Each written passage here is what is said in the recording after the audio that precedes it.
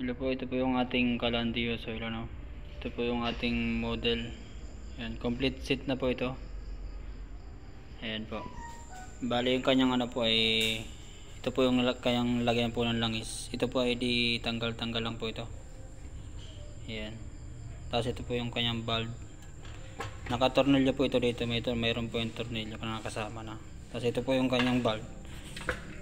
Ayan, ito po yung kanyang valve po sa buksanan po ng langis. Tapos ito po yung kanyang blower. 12 volts na po siya. Ito na po yung controller po sa hangin. Ayan. Ayan, bali yan po yung ating model po ng Calandio soil. Bali papaganahin po natin. Tuturuan ko po yung mga bago paano po papuyin at paganahin po yung ating Calandio soil. Ito po yung nalagyan po ng langis. Bali nilagyan ko na po ito. Meron na po ito sa loob. Ayan, nilagyan ko na po kanina. Ang gamit ko po ay change oil po ng motor. Bali bubuksan na po natin yung valve. Sa unang bukas po kailangan po malakas muna para yung langis po. Ayan. Medyo malakas muna po yung unang ano. Para yung langis po pupunta po dito sa may jumper. Ayan. Kailangan po umikot po yung langis dito. Umikot yung langis bago natin i-off tong valve. Tapos lalagyan po natin ng tissue. Hintayin muna po natin. Bali po ayan, pumasok na po yung kanyang langis. Ngayon po, ang gawin po natin, hintayin po natin na umikot po dito sa may jumper po yung kanyang langis bago po natin i-off po yung valve. Ayan, hintayin muna po natin kasi umikot po yung langis. Ito po yung kanyang burner, no? Ito na po yung jumper nya. Hintayin po natin na umikot po yung langis. Bale yun po yung kanyang ano, patak-patak. Kasi medyo ubos na po kasi yung langis ko. Pero pag sa una po, kailangan lakasan nyo po ito para mabilis po makapunta po yung langis dito sa may jumper. Ayan po, bali umiikot na po yung kanyang ano, kanyang langis dyan. Hintayin po natin na mapuno po ito lahat, yung paikot po na yan ng langis. Pag mayroon na po yan, saka po natin i-off po na yung valve. Ito po yung ating model, no. Yan, napagaganda po ng ating model na yan. Malapit na po, konting-konti na lang po. Ayan. Konti na lang po kasi yung langis ko, kaya ganyan po yung patak-patak na. Pero pag marami po kayong langis, damihan nyo po para mas mabilis po yung tapo ng langis. Ayan po, konti na lang po. Ayan. Bali pag ganyan po ano, i-off muna natin yung valve para hindi siya mag-overflow. Ayan. I-off muna po natin para wala na pong papasok na langis. Tapos kuha po tayo tissue, no. Ayan. Ako po meron na po akong naka-ready tissue. Ayan. Bali ito po yung tissue. Ito po yung tissue ko ay ano, walong layer po. Paikot po natin dito sa ano, sa jumper nya. Ayan po. Ganyan lang po natin. Ayan, paikot lang natin.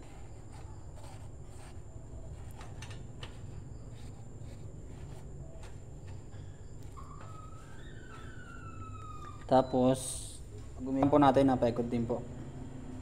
Sana mayroon pa. Wala na kasing ano. Huwag lang po Sandali lang po. Para mas mabilis po mapuyan po yung tissue, no.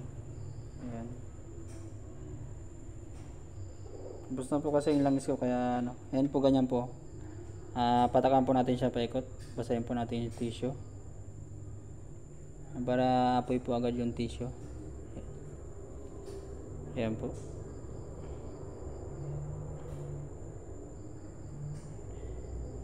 Ubos na yung langis ko, wala na po.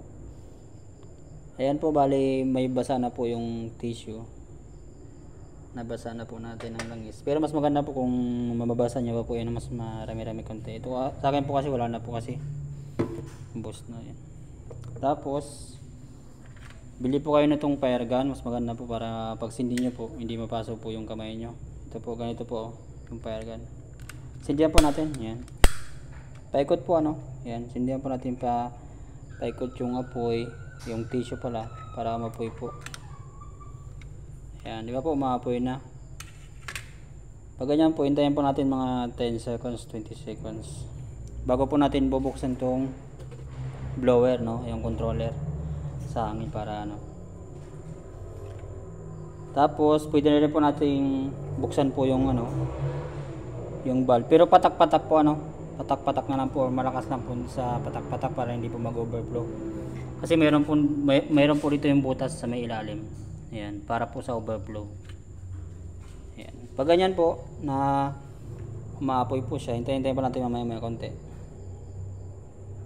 Basta kailangan po bago nyo po bubuksan yung blower, may apoy po siya paikot. Hindi po pwedeng isang side lang yung may apoy, mamamatay po talaga siya. Kailangan may apoy po siya paikot bago po natin bubuksan yung blower. Yan, hayaan lang po natin siya, medyo painitin lang po natin ng konti. Yan po yung langis, pumapatak-patak po siya kasi paubos na rin po kasi yung langis po natin kanina. Ayan po.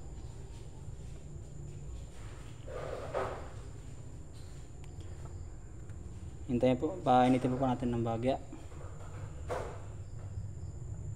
bago po natin bubuksan yung blower para hindi po siya mamatay. Mainit na po yung konti yung pinaka-chamfer nya. Yan. Sa mga ano po ito, no, sa mga bago po na hindi po magpa-apoy, paano pa sindihin yung Calandios oil, ganito lang po, dali lang po yung ating pagpa-apoy ng ating Calandios oil.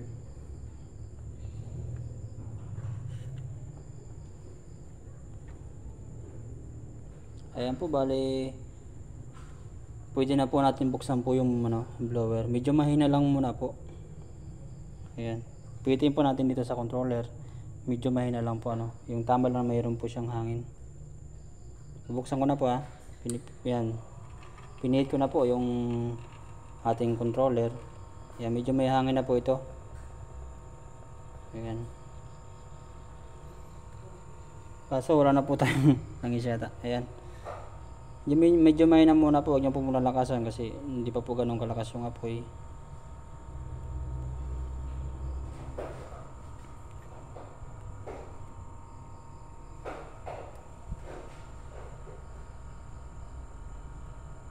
Kaya magkaroon po ng apoy po yung paligid pag nagsisindi po kayo ng blower. Pag ganyan po, pwede po natin dagdagan po yung tissue, no, para mas lalo pong mag-trigger po yung apoy at mabilis po natin matudo po yung kanyang blower. Ayan po. Pag ganyan po, pwede po natin lakasan para halong lumakas na po yung blower. Ayan, hindi na po siya mamamatay. Ayan. Ganyan lang po kadali magpa-sindi po ng Calandios oil. Ayan.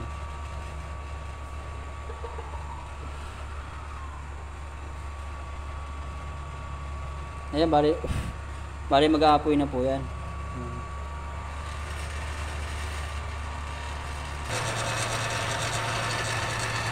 Ayan po, medyo lumalakas na din yung apoy po natin. Ayan ko lang po yung blower. Ayan ilaw. Ayan.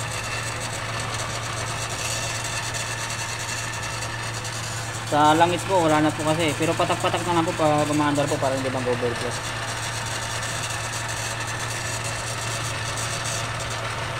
Pag ganyan po, hindi na po siya mamamatay. Tuloy-tuloy na po yung kanyang apoy po niya. Habang tumatagal po, yan po, lumalakas po ng lumalakas na.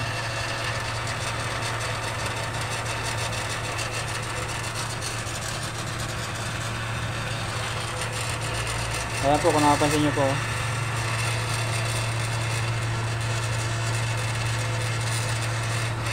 Ayan po, lumalakas na po yung kanyang apoy.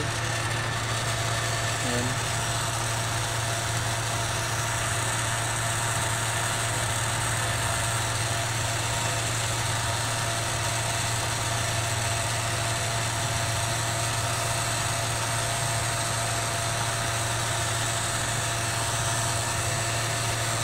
Ito po, nabublow clean na po siya.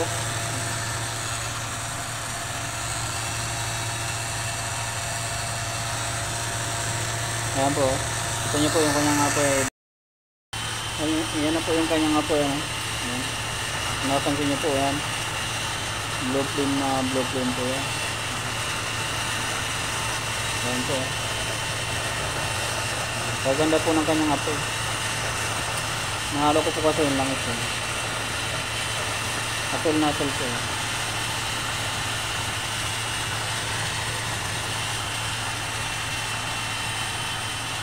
Hindihan ko po yung ilaw.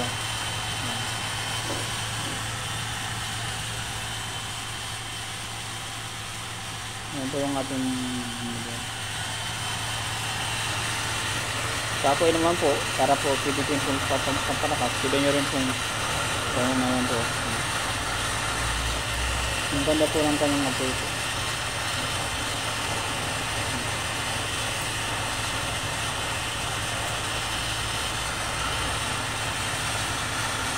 Ayan po.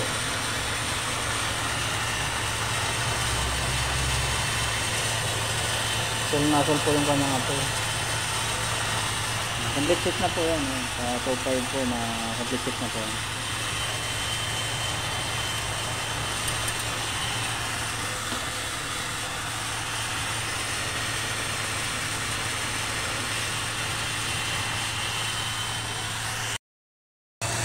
Ayan po, yung kanyang apoy po ay napakaganda po. Ganda po yung kanyang pagka-blow flame. Tapos pwede po nating maganda, mayroon po tayong stick, no, na panghawi po sa tissue. Habang lumakas po sa kalaan, mahawi po natin yung nasa paligid po ng burner, no. Ayan po yung kanyang apoy, napakaganda po ng pagka-blow flame na po yung kanyang apoy. Ayan. Hindi na po yung mamamatay. Sa ganyan po, hindi na po siya mamamatay. Tuloy-tuloy na po yung kanyang apoy niya, hindi na po siya mamamatay. Ayan po, napansin niyo po, napakaganda po ng kanyang apoy.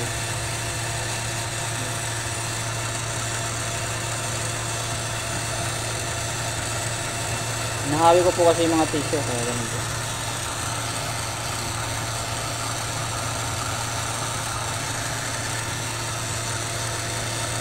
Ayan po. Ganda po ng kanyang pagka-blow flame.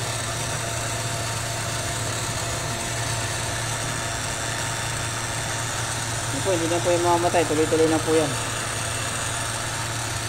Tapos sa langis po, kung ano po, patak-patak na lang po pag ganyan na po ang apoy, patak-patak na lang po para po di mag-overflow. So, yun na po, hanggang dito na po yung ating tutorial. Sana po nakatulong po ako sa inyo sa pagpapa-hindi ng Calandios oil. Maraming salamat. God bless po.